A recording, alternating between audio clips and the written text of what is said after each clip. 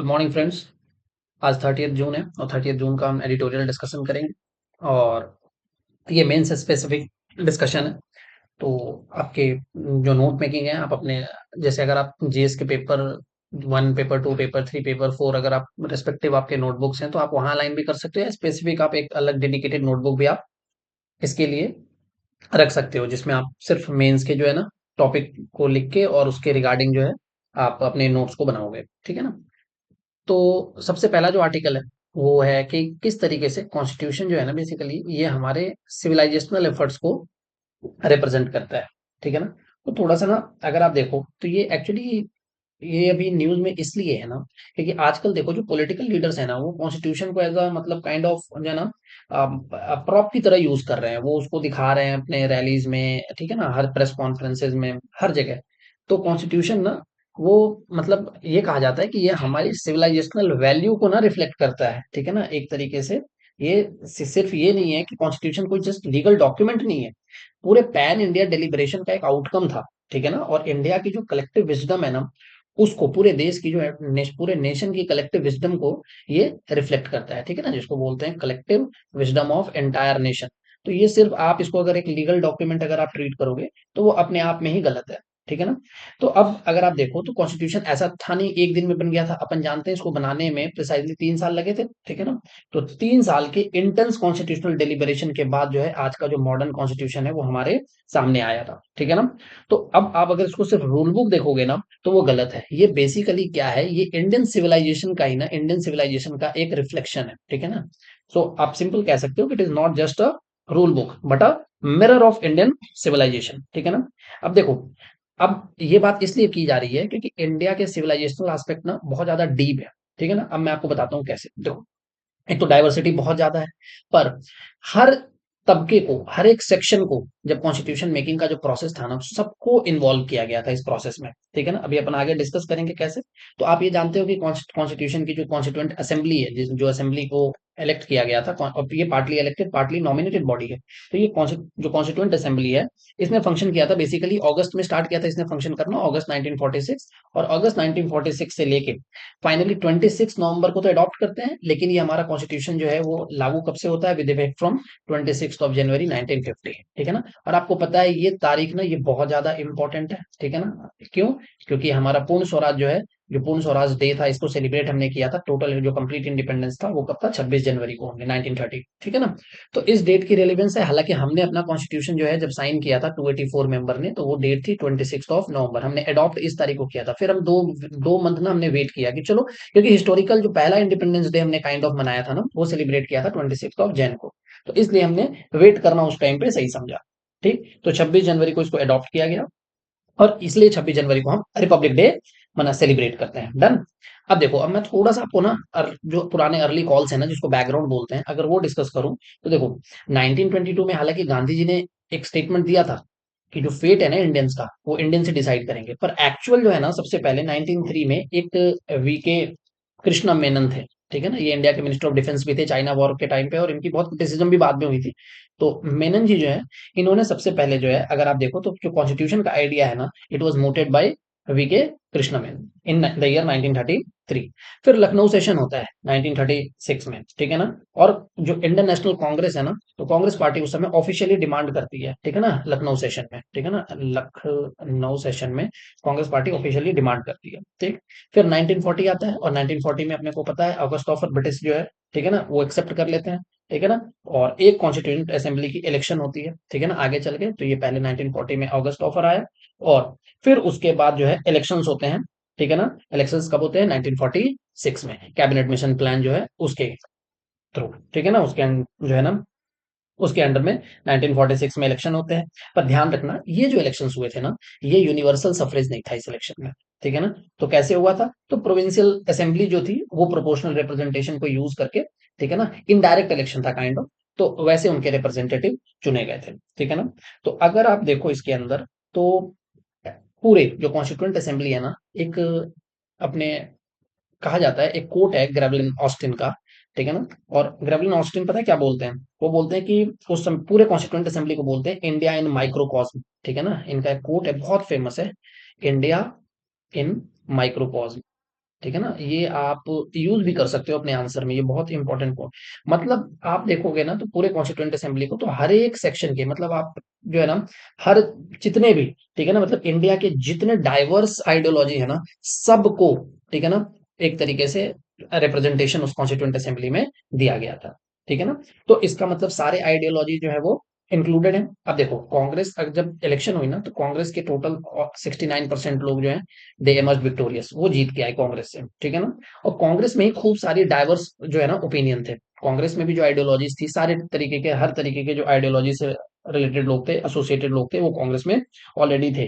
तो फाइनल जो constituent assembly रही ना, वो 299 मेंबर्स थे। कितने थे? 299 मेंबर्स। डन। अब 299 में इंडियन नेशनल कांग्रेस ने, आपको पता है कि 208 सीटें जीती थी, और मुस्लिम लीग ने 73। लेकिन ऐसा था कि मुस्लिम लीग बाद में पाकिस्तान का भी कॉन्स्टिट्यूएंट असेंबली बन गया, तो इसमें से जो अब जो इंडिया के में जो जीते थे वो लोग तो रह गए, तो वो कितने रह गए? 28 को छोड़ के बाकी सबने पार्टिसिपेट नहीं किया वो इंडियन कॉन्स्टिट्यूशन मेकिंग प्रोसेस में। ठीक है ना, तो अगर आप देखोगे तो पूरे जो है ना, मुस्लिम लीग बाद में तो रिफ्यूज कर देती है। ठीक है ना, तो फाइनल जो स्ट्रेंथ आया 299 मेंबर्स का था, जो मैंने बताया कि जिसमें 208 सीट जो थी, ये ऑलमोस्ट 69% हो गया। ठीक है ना, और 73 सीट जो है वो कौन, वो जीती थे किसने? मुस्लिम लीग ने। ठीक है ना, लेकिन मुस्लिम लीग ने बाद में कॉपरेट करने से मना कर दिया, और पॉलिटिकल सिचुएशन धीरे धीरे खराब ही होती गई। ठीक। अब जब 73 मेंबर जो है ना, उन्होंने बॉयकॉट किया, ठीक है ना, तो 73 में से 28 जो है ना, वो इंडियन जो है, उन्होंने बॉयकॉट को इग्नोर कर दिया काइंड ऑफ। ठीक है ना, तो अगर आप प्रिसाइजली यहां तक को, अगर आप बैकग्राउंड को देखो तो 114 सेशंस हुए हैं। ठीक है ना, टोटल कॉन्स्टिट्यूएंट असेंबली के। और इन 114 सेशन में असेंबली के, ये कितने पीरियड में हुए? 2 साल, 2 years, 11 months, 11 months and 18 days. ठीक है ना, तो इसको हम नियर अबाउट 11, अगर 12 दिन और हो जाता तो 3 साल ही हो जाता, तो इसलिए हम बोलते हैं 3 साल का पूरा कॉन्स्टिट्यूशन मेकिंग प्रोसेस है। अब कुछ बातें और अब आपको बताता हूँ कि अगर इसमें आप कुछ लीडर्स को देखो ना, तो इंपॉर्टेंट लीडर्स कौन है? तो सबसे पहले तो राजेंद्र प्रसाद ही है। तो राजेंद्र प्रसाद क्यों? क्योंकि ये कॉन्स्टिट्यूएंट असेंबली के प्रेसिडेंट थे। ठीक है ना, तो ये प्रेसिडेंट थे राजेंद्र प्रसाद। दूसरे नंबर पे आप देखो तो वाइस प्रेसिडेंट है एस सी मुखर्जी। ठीक है ना, अब ध्यान रखना, राजेंद्र प्रसाद हिंदू हो गए। ठीक है ना, एच सी मुखर्जी क्रिश्चियन है। ठीक है ना, नाम से नहीं जाना, पर ये एच सी मुखर्जी क्या है? ये क्रिश्चियन है, ये वाइस प्रेसिडेंट है। क्लियर। बाबा साहब अम्बेडकर थे, तो जो दलित वॉइस है वो भी है। ठीक है ना, तो बाबा साहब हो गए यहाँ पे। ठीक है ना, तो बाबा साहब को क्या बनाया गया? जो ड्राफ्टिंग कमेटी है ना, उसका चेयरमैन बने थे बाबा साहब। ठीक है ना, और अगर आप किसी को देखो तो बी एन राव सर को देख लो। ठीक है ना, तो बी एन राव कौन है? ये कॉन्स्टिट्यूशनल एडवाइजर है। ठीक है ना, तो अपने पास ये जो है ना, ये जो की लीडर्स है ना असेंबली में, वो ये आपको देखने को मिलेंगे। ठीक है ना, अब मैं आपको एक और बात बताता हूँ। अब पूरे कॉन्स्टिट्यूएंट असेंबली में ना बहुत सारी डिबेट्स हुई। ठीक है ना, कि भाई क्या करना चाहिए, क्या नहीं करना चाहिए। तो जो मेजर डिबेट्स थी ना, जिन इश्यूज के अराउंड रिवॉल्व हो रही है, ठीक है ना, वो डिबेट्स क्या थे? तो एक तो ये अपने को पता होना चाहिए। तो सबसे पहला जो डिबेट आया ना, वो आया यूनिवर्सल सफरेज का। Universal suffrage. ठीक है ना, यूनिवर्सल सफरेज का, कि क्या सबको वोट डालने का राइट, जो भी 18+ है, ठीक है ना, इरिस्पेक्टिव ऑफ कास्ट, क्रीड, ठीक है ना, एजुकेशनल बैकग्राउंड, ठीक है, प्रॉपर्टी, उनको वोटिंग राइट दिया जाए या नहीं दिया जाए। क्योंकि देखो असेंबली में ना, लोगों का मैक्स, बहुत लोगों का ये व्यू था कि Indian masses right now they are not ready for voting rights, अभी नहीं है वो रेडी। ठीक है ना, क्योंकि लिटरेसी भी नहीं थी, और हम अपने रिप्रेजेंटेटिव को सेलेक्ट कर रहे हैं, और सेलेक्ट क्या इलेक्ट कर रहे हैं, तो क्या हमारे पास वो इलेक्टोरल प्रोसेस की पूरी नॉलेज है? तो कुछ लोगों का मानना था कि नहीं, सबको अभी नहीं देना चाहिए, over the period of time जो है ये हम इसको एक्सपांड करेंगे। ठीक है ना, जो इलेक्टोरल रोल है उसको धीरे धीरे एक्सपैंड करेंगे, और तब हम यूनिवर्सल सफरेज या यूनिवर्सल एडल्ट फ्रेंचाइज की तरफ जाएंगे, यूनिवर्सल की तरफ बाद में जाएंगे। ठीक है ना, पर इस पूरे डिबेट को एंड कर दिया था पंडित नेहरू ने। ठीक है ना, नेहरू जी का एक कोट आता है। ठीक है ना, और वो कोट बोलते हैं, और उन्होंने डिफेंड किया अपने क्रिटिक्स को, और एक कोट बोला कि the voice of a peasant is as precious as that of a peasant. ठीक है ना, और sorry, the voice of a peasant is as precious as that of a professor. ठीक है ना, तो पीजेंट्स वॉइस ये किसके बराबर है? ये प्रोफेसर के वॉइस के बराबर है। तो यहाँ पे सारी डिबेट जो है वो खत्म हो गई। ठीक है ना, तो इसका आउटकम क्या हुआ? एक पार्टिसिपेटरी डेमोक्रेसी की हमने बात की, कि इसके कारण क्या हुआ? फाउंडेशन हुआ एक पार्टिसिपेटरी डेमोक्रेसी, और इंडिया ने अपने सारे सिटीजन्स को, जितने सिटीजन्स थे, सबको एम्पावर कर दिया। वोटिंग राइट बहुत, ये पॉलिटिकल राइट है बेसिकली, और ये बहुत इंपॉर्टेंट है। ठीक है ना, तो सबसे पहली डिबेट तो इस तरीके से एंड हो गई। दूसरा जो इशू था ना, सेकंड, वो किसका था? वो था इंटीग्रेशन ऑफ प्रिंसली स्टेट। ठीक है ना, इंटीग्रेशन ऑफ प्रिंसली स्टेट्स, बहुत सारे प्रिंसली स्टेट थे, इनको इंटीग्रेट करना था। तो अब इसमें ये देखा गया कि इसमें जहां पे डिप्लोमेसी की जरूरत थी, वहां पे तो डिप्लोमेसी की गई। ठीक है ना, और इसमें सबसे जो जो कहते हैं ना, इंपॉर्टेंट रोल जिसने और सिग्निफिकेंट रोल जिन्होंने प्ले किया वो कौन थे? सरदार पटेल, ठीक है ना। तो सरदार पटेल ने यहाँ पे रोल प्ले किया, ठीक है ना। और इसमें क्या था? मिक्स था, ठीक है ना। और वो इनकी जो पॉलिसी थी ना वो कैसी थी? Through a mix of diplomacy and फॉर्मनेस। तो जहां पे उनको कठोर होना था, जहां पे हार्श होना था, वहां पे वो बहुत एकदम हार्श रहे, ठीक है ना। इसलिए उनको आयरन मैन भी कहते हैं। डन। और जहां पे डिप्लोमेसी की जरूरत थी वहां उन्होंने डिप्लोमेसी को यूज किया, ठीक है ना। तो 560 अलग अलग जो डाइवर्स एंटिटी है ना उसको इंस्ट्रूमेंट ऑफ एक्सेशन, रेफरेंडम, इन सब के थ्रू ना उन्होंने इंटीग्रेट कर दिया इंडिया के साथ, ठीक है ना। अब 3 स्टेट जो है ना वहां आपको पता है कि 3 जगह पे जे एंड के, ठीक है ना, जूनागढ़ और हैदराबाद, ठीक है ना। इन 3 जगह पे जो है हमें प्रॉब्लम फेस करनी पड़ी थी, उसको भी उन्होंने बाद में इंटीग्रेट कर दिया था, ठीक है ना। जो और जिसमें सबसे लास्ट में जम्मू एंड कश्मीर, यहाँ पे जूनागढ़ में तो आपको पता है रेफरेंडम होता है, ठीक है ना। जे के अंदर आप देखोगे तो यहाँ पे जे में रेफरेंडम की बात तो नहीं की गई थी, इंस्ट्रूमेंट ऑफ एक्सेशन जो है वो साइन हो जाता है। डन। तो ये दूसरा इशू इस तरीके से जो है वो क्या किया गया, उसको एक काइंड ऑफ मतलब इंटीग्रेशन ऑफ प्रिंसली स्टेट जो है ये इंपॉर्टेंट टास्क था। तो ये इसके अराउंड भी डिबेट चल रहे थे कि कैसे किया जाए, क्या किया जाए, ठीक है ना। फिर अब एक और बात इसमें आई कि भाई जो स्टेट्स जो बन रहे हैं ना इनको लिंग्विस्टिक लाइन पे किस तरीके से हमें ऑर्गेनाइज करना है, तो लैंग्वेज और लिंग्विस्टिक स्टेट की बात की गई, ठीक है ना। तो उसके ऊपर भी, ठीक है ना, जो तीसरी बात जो इमर्ज होकर आई यहाँ पे जब स्टेट्स बन रहे थे तो लैंग्वेजेस एंड लिंग्विस्टिक स्टेट्स की बात की गई, ठीक है ना। तो इसमें क्या किया गया मैं आपको बताता हूँ। लिंग्विस्टिक स्टेट, तो इसमें हिंदी को ना ऑफिशियल लैंग्वेज बना दिया गया, ठीक है ना। ध्यान रखना नेशनल लैंग्वेज नहीं, ठीक है ना, ऑफिशियल लैंग्वेज। तो Hindi was made official language, clear. अब हिंदी को ऑफिशियल लैंग्वेज बना दिया गया, ठीक है ना, और बोला गया, ठीक है ना। पर अब दिक्कत क्या थी कि हर सब लोग तो हिंदी नहीं जानते थे, तो बोला गया कि हिंदी के साथ साथ ना इंग्लिश भी रहेगा 15 साल के लिए। कितने एक साल के लिए? 15 साल के लिए हिंदी प्लस इंग्लिश, ठीक है ना। और जब 15 साल हो जाएंगे आफ्टर 15 ईयर तो सिर्फ हिंदी को ही हम प्रायोरिटाइज, हिंदी को प्रायोरिटी देंगे और सिर्फ हिंदी ही हमारी एक तरीके से क्या होगी, ऑफिशियल लैंग्वेज काइंड ऑफ, जिसको बोलते हैं ऑफिशियल लैंग्वेज रहेगी, ठीक है ना। अभी नेशनल लैंग्वेज की बात इसमें भी नहीं की गई थी, ठीक है ना। लेकिन इसके बाद क्या धीरे धीरे धीरे क्या हुआ कि आपके स्टेट ऑर्गेनाइजेशन कमेटी बनाई गई 1953 में। फिर उसके बाद एसआर एक्ट आया, स्टेट रीऑर्गेनाइजेशन एक्ट। और आप जानते हो कि इस तरीके से आंध्र प्रदेश पहला स्टेट बना जो कि लैंग्वेज के बेस पे रीऑर्गेनाइज हुआ, ठीक है ना। फिर तीसरी डिबेट जो है वो आई, वो तीसरी डिबेट हो गई, सॉरी, चौथी डिबेट आई कि हमें क्या करना है, फेडरलिज्म, ठीक है ना, एंड इमरजेंसी पावर। इसके रिगार्डिंग आई कि सेंटर को ज्यादा पावर देना है, strong centre versus strong states, कि स्टेट को ज्यादा पावर देना है या सेंटर को ज्यादा पावर देना है, ठीक है ना। So there was a debate of whether to make a strong centre और strong state. So a balanced approach was adopted, ठीक है ना। अब बैलेंस्ड अप्रोच कैसे दिया गया? उसमें जो इमरजेंसी पावर है ना वो किसको दे दिया गया? इमरजेंसी पावर जो है वो दिया गया सेंटर को। और बट इमरजेंसी पावर को आप देखोगे तो एक्स्ट्रा ऑर्डिनरी सिचुएशन में ही आपको यूज करना है, ठीक है ना। तो इस तरीके से बैलेंस अप्रोच दिया गया है। हमने शेड्यूल 7 बनाया, उसमें लिस्ट के थ्रू जो टास्क है, उस जो सब्जेक्ट हैं उसको हमने डिवाइड कर दिया, ठीक है ना। तो यहाँ पे फेडरल स्ट्रक्चर को भी हमने काइंड ऑफ सेंटर को थोड़ा सा मजबूत रखा लेकिन स्टेट के पास भी अपनी ऑटोनॉमी गई। डन। अब देखो, ठीक है, ये हो गया चौथी डिबेट, ठीक है। एक और डिबेट आई जो इमर्ज होके आई कि फंडामेंटल राइट्स और डीपीएसपी, इसमें से प्रायोरिटी किसको दिया जाए। तो देखो डीपीएसपी विजन तो है हमारे फोर फादर्स का, जो कॉन्स्टिट्यूशन के फोर फादर है, बट उस टाइम पे ना रिसोर्सेज की स्कार्सिटी थी, ठीक है ना। उस टाइम पे हमारे पास इतने जो है रिसोर्सेज नहीं थे, तो इसलिए डायरेक्टिव प्रिंसिपल्स वर केप्ट नॉन जस्टिशिएबल, ठीक है ना। पर ये आपको पता है ये काइंड ऑफ स्टेट की मॉरल ड्यूटी है तो उनको रखा गया, लेकिन लीगली इन्फोर्सेबल और जो है ना जस्टिसिएबल बनाया गया फंडामेंटल राइट्स को, ठीक है ना। तो फंडामेंटल राइट बेसिकली ये पॉलिटिकल जस्टिस इंश्योर करता है और जो डीपीएसपी है ना ये सोशियो इकोनॉमिक जस्टिस इंश्योर करता है, ठीक है ना। तो इसका भी ध्यान रखा गया, ठीक है ना। तो एक तरीके से एक ना हार्मोनाइज किया गया, ठीक है ना, इंडिविजुअल लिबर्टी को सोशल और इकोनॉमिक जस्टिस के साथ, ठीक। फिर अगला जो डिबेट इमर्ज होके आया, सिक्स डिबेट, वो आया रिजर्वेशन वर्सेस सोशल जस्टिस, ठीक है ना। इसके बीच का जो डिबेट है वो यहाँ पे आया, ठीक है ना। तो इसमें बाबा साहब ने ना, बाबा साहब का एक कोट है, ठीक है ना, कि those who suffer from inequality will blow up the structure of democracy, ठीक है ना। मतलब उनका कहना था कि जो इनइक्वालिटी है ना वो अल्टीमेटली जो है डेमोक्रेसी को डिस्ट्रॉय कर देगा। तो इसलिए उस सिचुएशन को, जो सदियों की जो कहते हैं ना जो एट्रोसिटी थी या फिर जो एक एक कम्युनिटी को पीछे मतलब उनको उनसे जो एजुकेशनल राइट्स हैं वो लिए गए थे, तो इन सारे कोर्स करेक्शन करना था।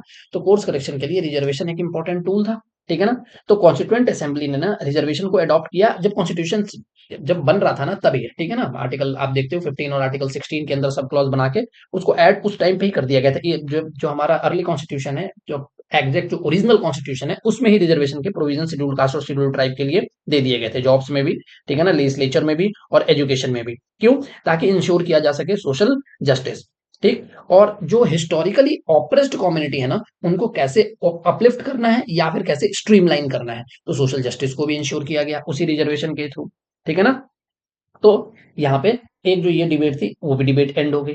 अब जब आप देखते हो तो एक लास्ट डिबेट और जो है वो आई कि सेवेंथ, ठीक है ना, और वो डिबेट किसके अराउंड घूम रही थी? सेकुलरिज्म के अराउंड। ठीक है ना, कि सेकुलरिज्म के लिए क्या करना है। तो एक ना कॉन्स्टिट्यूएंट असेंबली में डिमांड थी किस बात की, कि हिंदू कल्चरल रिकॉग्निशन जो है उसको किसी तरीके से जो है ना लागू किया जाए। ठीक है ना, हम हिंदू, मैक्सिमम लोग हिंदू ओरिएंटेशन के हैं, तो there was a demand, right, for Hindu culture recognition, कि हिंदू कल्चर को पहचान मिले। लेकिन बहुत डिटेल डिस्कशन के बाद कंसेंसस बना कि Republic will treat all religion equally. ठीक है ना, तो हमने क्या बनाया, हमने सेकुलरिज्म लिया कि स्टेट का कोई ऑफिशियल रिलीजन, स्टेट का कोई भी ऑफिशियल रिलीजन नहीं होगा। तो ऑफिशियल रिलीजन अगर स्टेट का नहीं होगा तो स्टेट क्या करेगा, तो स्टेट जो है सारे रिलीजन को इक्वली ट्रीट करेगा। ठीक है ना, तो ये हमारा सेकुलर, हालांकि इंडिया के अंदर ना वेस्ट हमारा पॉजिटिव सेंस ऑफ सेकुलरिज्म है, ये ध्यान रखना।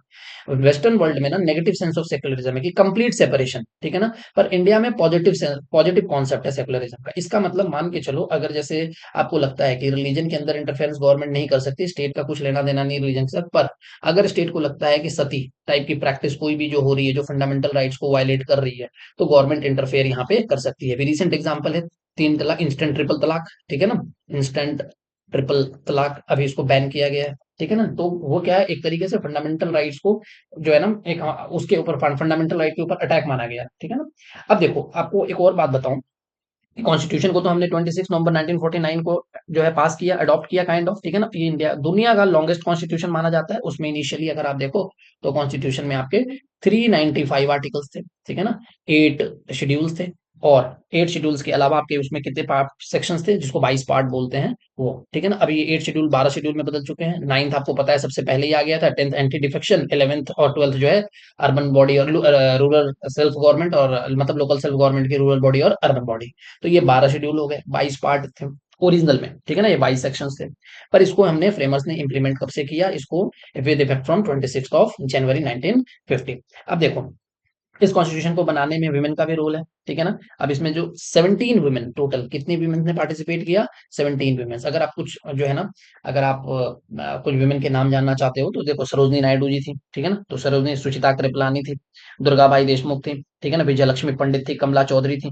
तो एक तरीके से ये इंक्लूसिव प्रोविजन था। ठीक है ना, एक हमने, अगर आप देख, मैंने आपको बताया कि सारे वॉइसेस को इस कॉन्स्टिट्यूंट असेंबली ने अपने आप में ना सबको इकट्ठा कर रखा था। तो उसमें विमेन की भी पार्टिसिपेशन आपको देखने को मिले। ठीक है ना, और कहा जाता है कि साउथ इंडिया की तरफ से ना बहुत रिमार्केबल जो है ना, एक तो ये विमेन वाला हमने देखा, विमेन, और साउथ इंडिया की तरफ से देखो तो बहुत रिमार्केबल जो है कंट्रीब्यूशन आपको देखने को मिलेगा। मैं एग्जांपल बताता हूँ कैसे। अगर ड्राफ्टिंग कमेटी को आप देखो ना, तो ड्राफ्टिंग कमेटी के 6 मेंबर में से ना जो 5 मेंबर हैं वो साउथ इंडिया से थे।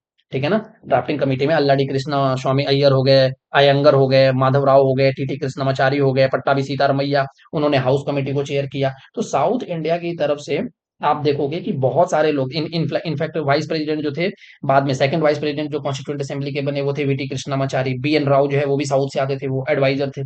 तो बेसिकली, ठीक है ना, ये कहा जाता है कि प्रियम्बल ना काइंड ऑफ सोल है। ठीक है ना, और हमें कॉन्स्टिट्यूशन से जो वैल्यूज मिलती है, जस्टिस की, लिबर्टी की, इक्वालिटी की, फ्रेटर्निटी की, इसका हमें रिस्पेक्ट रखना है। क्यों? कि देखो बहुत एंशियंट टाइम से, अशोका के एडिक्ट से ना हमारे पास रिलीजियस टॉलरेंस के कॉन्सेप्ट हैं। ठीक है ना, जो एक कॉन्स्टिट्यूशनल है ना, बेसिकली ये कलेक्टिव सिविलाइजेशनल विजडम जो है उसको रिफ्लेक्ट कर रहा है। ठीक है ना, और कॉन्स्टिट्यूशन कहता है, ऋग्वेद का जो जो हमारे पास जो श्लोक है ना, कि एकम सत्य विप्र बहुधा वदंती, मतलब सत्य एक ही है।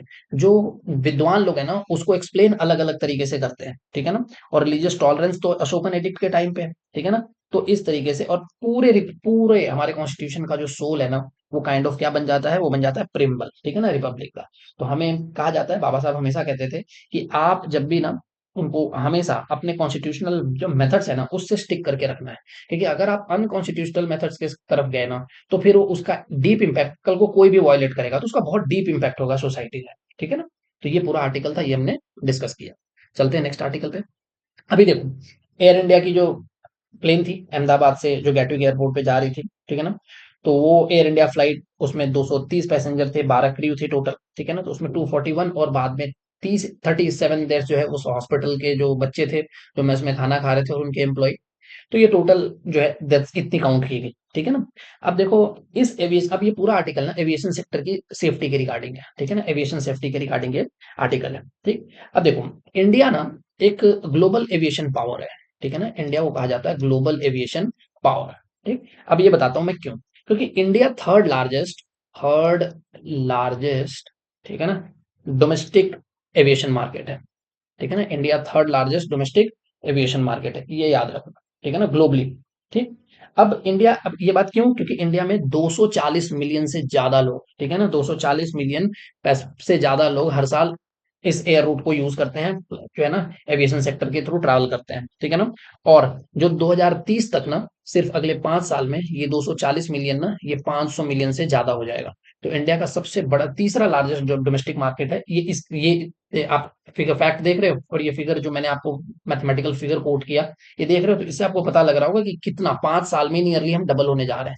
तो इंडिया का मार्केट कितना बड़ा है और कितनी तेजी से एक्सपैंड कर रहा है, ठीक है ना। और सिर्फ मैं पैसेंजर मूवमेंट की बात नहीं कर रहा, अगर आप फ्रेट की देखो ना, जो सामान जा रहा है, तो सामान भी कहा जा रहा है कि वो ना अभी 3.3 मिलियन मेट्रिक टन से, एमएमटी से 10 मिलियन मेट्रिक टन जो है होने जा रहा है, ठीक है ना। इतना सामान भी हम लेके जा रहे हैं, ठीक है ना, 10 मिलियन मेट्रिक टन से, ठीक है।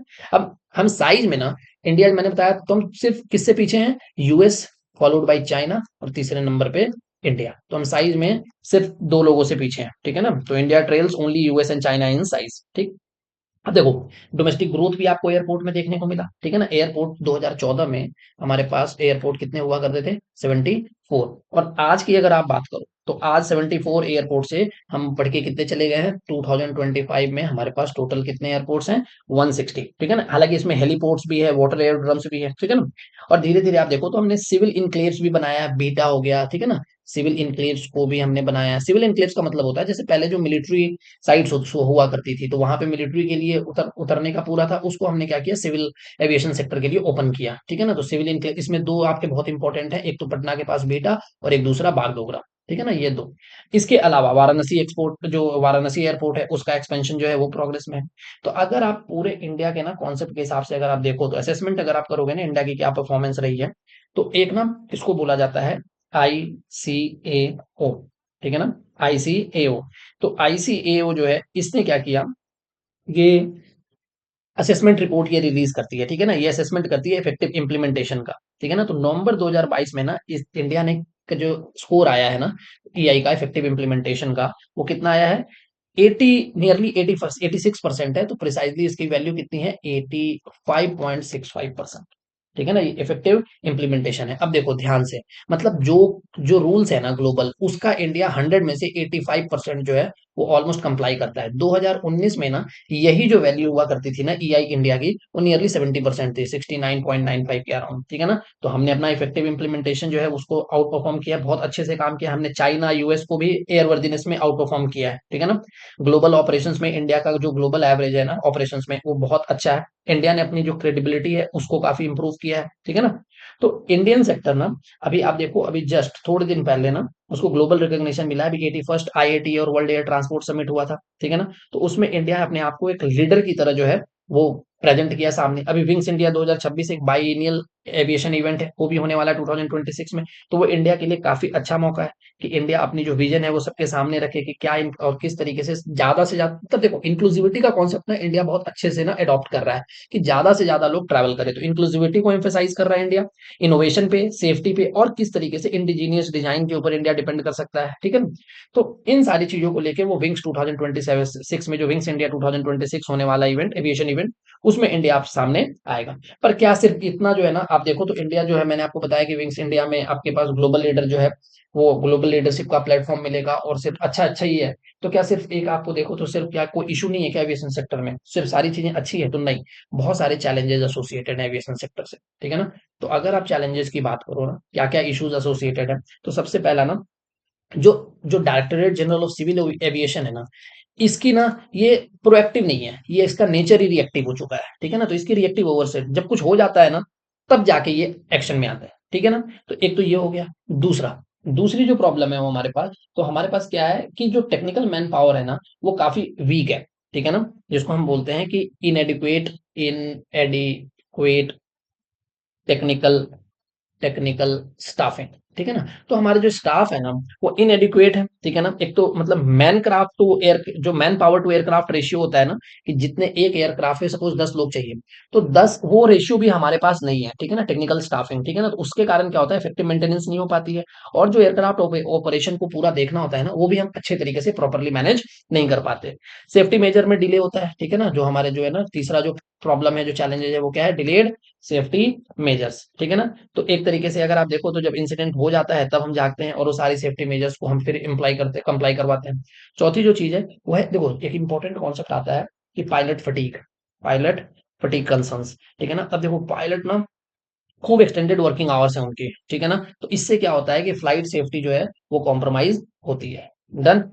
और क्या है, तो और आपके पास और इशू आते हैं कि ऑपरेशनल लैप्सेस, ठीक है ना। ऑपरेशनल लैप्सेस जैसे लोड प्लानिंग, इंजन मेंटेनेंस। अभी देखो कई बार क्या होता है, अभी थोड़े दिन पहले ना लोड ना पूरा एक तरफ कर दिया गया था। अब इसमें हमारी लोड प्लानिंग नहीं होती है, सारा सामान हमने क्या किया था, एक तरफ कर दिया था। तो जब फ्लाइट टेक ऑफ हो रही थी ना, तो वो फ्लाइट में दिक्कत आई, ठीक है ना। ये थोड़े दिन में पहले की बात है, और एक माइनर एक्सीडेंट हुआ था। तो लोड प्लानिंग भी बहुत इंपॉर्टेंट है, इंजन मेंटेनेंस हो गया, विंग कॉन्फ़िगरेशन हो गया, ठीक। इसके अलावा कुछ सिस्टमेटिक इश्यूज हैं जिसको सिस्टमेटिक, अब ये तो हो गया पूरा रेगुलेटरी ओवरसाइट। अगर आप सिस्टमेटिक इशू में जाओगे तो एयरपोर्ट पे सिक्योरिटी इनएडिक्वेट है, ठीक है ना।